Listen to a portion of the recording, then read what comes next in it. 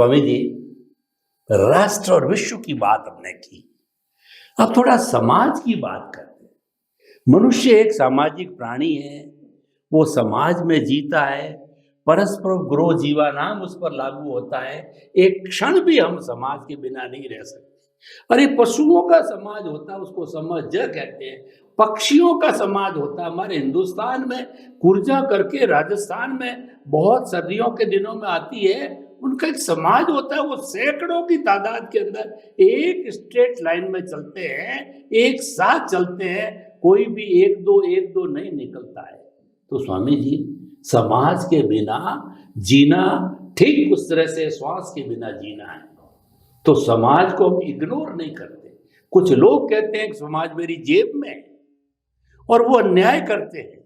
उनके लिए ही मेरा प्रश्न है कि जो समाज के अंदर जो बुराइयां पनप रही है, आज इतनी एजुकेशन हुई है और आज पढ़े लिखे लोग इतनी बुराइयां कर रहे हैं, बड़ी बड़ी बुराइयां, दहेज लेने की बात पहले नहीं तो बाद में डिमांड करते हैं और बहुओं को जला देते हैं, और उसके साथ साथ में डाइवोर्स। मैं जैन हूं और जो हमारे बहुत से जजेज हैं, जब वो बैठते हैं तो कहते हैं कि हमारे जैन संप्रदाय में जितनी बहु बेटियां घर बैठी है, डाइवोर्स है, शायद किसी में दूसरे में नहीं है।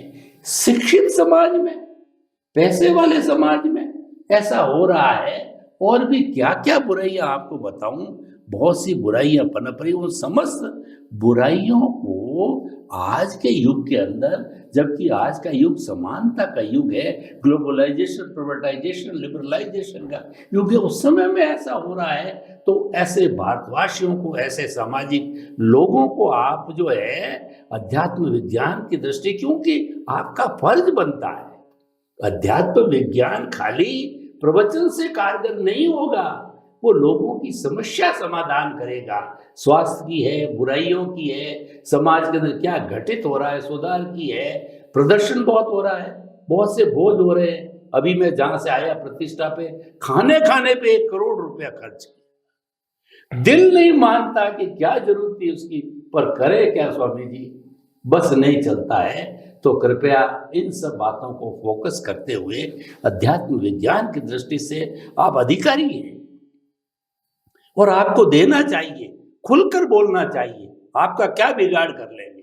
आपको क्या लालच है कि ऐसे लोग जो बुराइयां करते हैं उनको खुल करके अध्यात्म विज्ञान समझाइए, बताइए शांति से, ताकि कोई समाधान निकले। बुराइयां कम हो, घट पूरी तो खत्म नहीं होगी, कम कैसे होगी? कृपया मार्गदर्शन कीजिए। हमारे समाज के अंदर एक सबसे बड़ा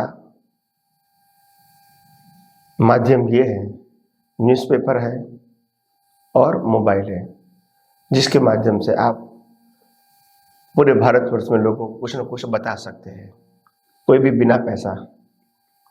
तो ये एक जो मीडिया है, टीवी, इलेक्ट्रॉनिक्स मीडिया, न्यूज़पेपर और ये व्हाट्सएप वगैरह, फेसबुक वगैरह, इंस्टाग्राम वगैरह, ये अगर लोगों की अच्छाइयाँ बताए, अच्छे काम को बताए ज़्यादा से ज़्यादा, तो मैं समझता हूँ बुराइयों को रोकने का इससे अच्छा रास्ता और कोई नहीं हो सकता है।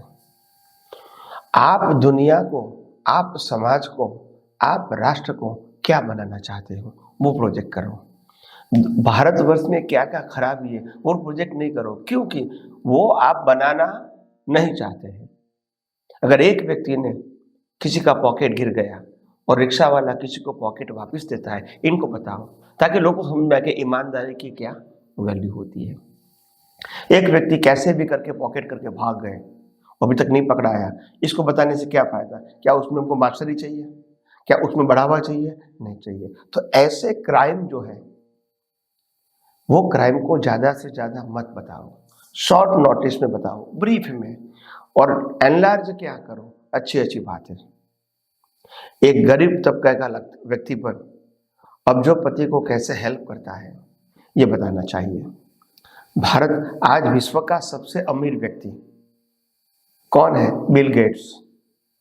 एक बार एक पत्रकार ने बिल गेट्स को प्रश्न पूछा कि आपकी दृष्टि से दुनिया में सबसे अमीर व्यक्ति कौन है? तो उन्होंने कहा, वैसे तो लोग मेरे को अमीर बताते हैं पैसे के माध्यम से, मगर मेरी दृष्टिकोण से अमीर कौन है वो मैं बताना चाहता हूँ। फिर उन्होंने अपनी कहानी शुरू किया। जब मैं छोटा था और मैंने कमाई करने की शुरुआत किया था, मेरे पास पैसा नहीं था, तो मैं ट्रेन में आता जाता था और न्यूज़पेपर पढ़ता था। कभी कभी ऐसा होता था कि मेरे पास न्यूज़पेपर खरीदने के भी पैसे नहीं होते थे, मगर मेरी आदत थी पढ़ने की, तभी तो मेरे को जानकारी मिलेगी। तो मैं न्यूज़पेपर वाले के पास जाता था, फिर बोलता था कि मेरे पास पैसा नहीं है तो क्या करूं? उन्होंने तो न्यूज़पेपर वाले ने कहा, कोई बात नहीं, आप ले जाओ। उन्होंने ये भी नहीं कहा कि बाद में पैसा देना। आपका पैसा नहीं है, कोई बात नहीं, आप ले जाओ, क्योंकि हर रोज नई नई व्यक्ति आती है, दोबारा आएगी नहीं आएगी कैसे बताएंगे। तो उन्होंने कहा ले जाओ।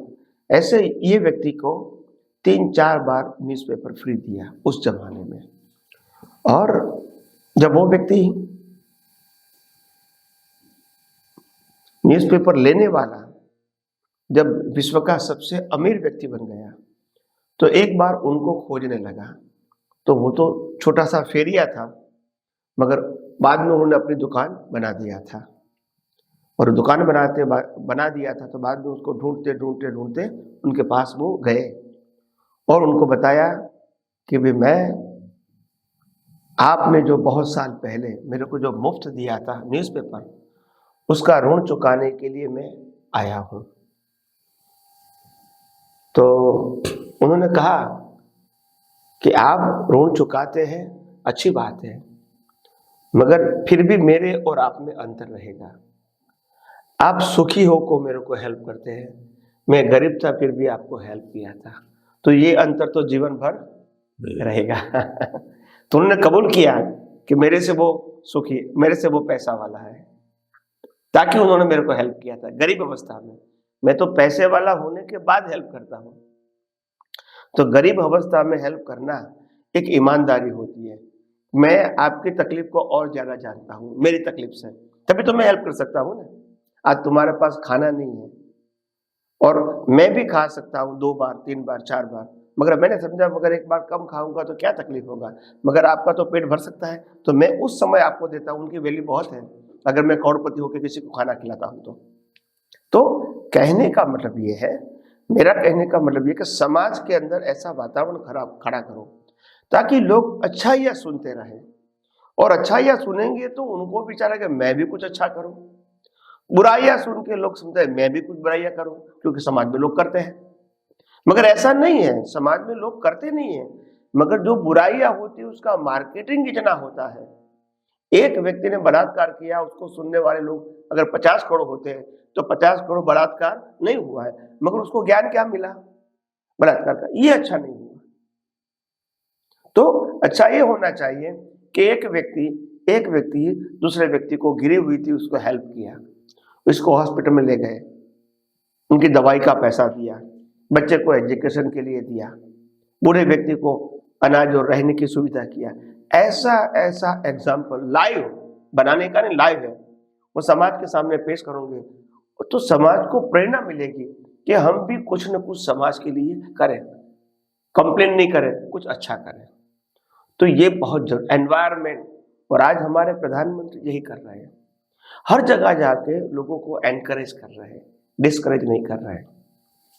कभी भी उन्होंने देश में या विदेश में भारत देश की बुराई की बात कभी नहीं कही, नेगेटिव बात कभी नहीं की। लोग पत्रकार नेगेटिव की बात करते हैं प्रश्न करके, तो भी वो कहते हैं कि आप जिस प्रकार से भारत देश को देख रहे हैं ऐसा हमारा देश नहीं है।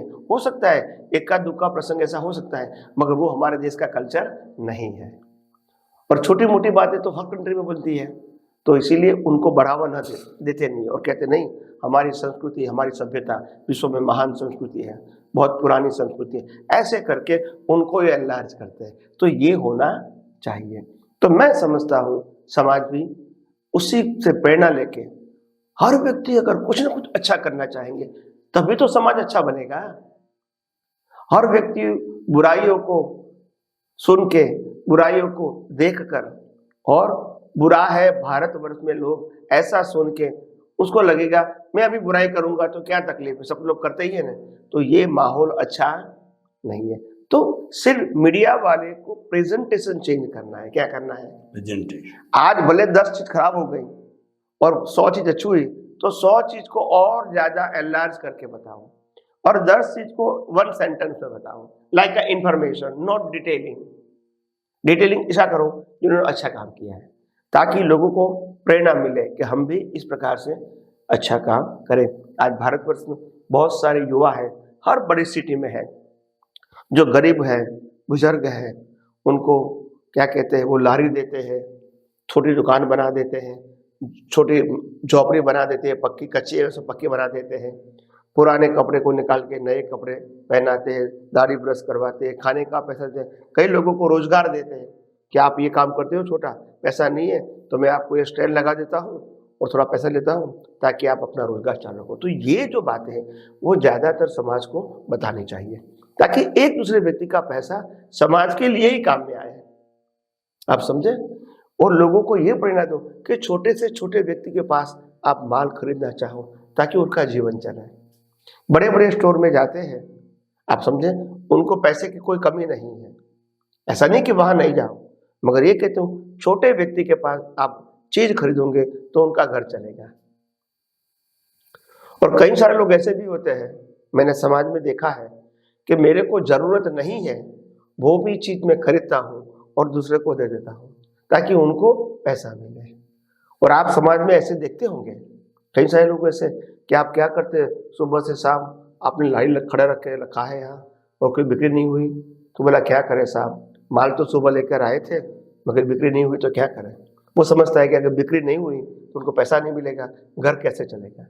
तो सभी चीज़ वो खरीद लेते हैं और आपस में वो बांट देते हैं, मगर उसका काम हो जाता है। तो ऐसी छोटी बातों की प्रेरणा भी बहुत महान कार्य कर सकती है। आप इसको छोटी मत मानो, यही हमारे संस्कृति की नींव है। और नींव की जब इमारत बनेगी तब दुनिया देखेंगे, मगर नींव की शुरुआत, इमारत की शुरुआत नींव से होती है। तो अगर नींव अच्छी होगी, पावरफुल होगी, तो इमारत भी पावरफुल होगी। तो ये मीडिया वाले को कैसे भी करके आप उसको गाइड करके, पैसा दे के, समझा के, अच्छे व्यक्तियों को बड़े बड़े मीडिया वाले बना के उनको प्रेरणा दो कि आप ऐसा काम करो। कोई भी नेगेटिव बात देश में या विदेश में चली जाए ऐसा प्रयास मत करो। नॉलेज मतलब मैसेज के रूप में शॉर्ट में दे दो, मगर एनलार्ज तो वही करो, डिटेलिंग वही करो जो अच्छाई है भारत देश की, ताकि लोगों को देश में भी प्रेरणा मिले और विदेश में भी लोगों को प्रेरणा मिले। तो मेरी सोच ये है कि पहले जो मैंने बताया था कि गलत काम के लिए बहुत कड़क कानून होने चाहिए और अच्छाइयों को एनलार्ज करके बताएं मीडिया के अलग अलग मीडिया के माध्यम से और लोगों को प्रेरित करें। और दूसरी बात, समाज के अंदर जो व्यक्ति कुछ बुरा करते हैं, नेता के रूप में, धनवान व्यक्ति के रूप में या स्टेटस वाले व्यक्ति के रूप में कोई व्यक्ति बुरा करते हैं, तो उनको ऐसे बताओ ताकि वो बुराई छोड़ दे। उसको लगना चाहिए कि मेरे को समाज के लोगों ने बहिष्कार किया है, कम से कम। तो ऐसा होना चाहिए ताकि लोग इस प्रकार की बातें नहीं करें। तो मैं मानता हूं कि आज उस प्रकार से धीरे धीरे हो रहा है और उसमें और ज़्यादा इजाफा हुए और ज़्यादा लोग इनमें जुड़े, अच्छाई बताने के लिए, अच्छाई करने के लिए और राष्ट्र और विश्व को प्रेरणा देने के लिए काम करें। यही मेरी सबको शुभकामना है। स्वामी जी, आपका बहुत बहुत धन्यवाद। आपने समाज सुधार के लिए जो है एक नई टेक्निक बताई कि व्यक्ति को सकारात्मक सोच, पॉजिटिव थिंकिंग और जो है व्यक्ति को उल्लास के साथ में रहना चाहिए, कभी भी नकारात्मक दृष्टि से चिंतन नहीं करना चाहिए और ये प्रोजेक्ट भी नहीं करना चाहिए। जितने हमारे आज जो समाज के अंदर बुराइयां बढ़ रही है, आपका कहना सही है, उसमें मीडिया बहुत बड़ा जिम्मेवार है। चाहे जो प्रिंट मीडिया है, चाहे जो इलेक्ट्रॉनिक मीडिया है या किसी तरह का मीडिया है, हमारा सोशल मीडिया है, वो सभी जो है वो बुराइयों को बहुत ज़्यादा हाईलाइट करते हैं और अच्छाई है उसकी तुलना में बहुत कम आती है। ये आपका आइडिया सुझाव अच्छा है कि अच्छाइयों को प्रोजेक्ट करो। अच्छाइयों को प्रोजेक्ट करोगे तो अच्छाइयाँ मल्टीप्लाई होगी। नेगेटिव चीज़ों को प्रोजेक्ट करें तो नेगेटिविटी बढ़ेगी। यही तो हो रहा है।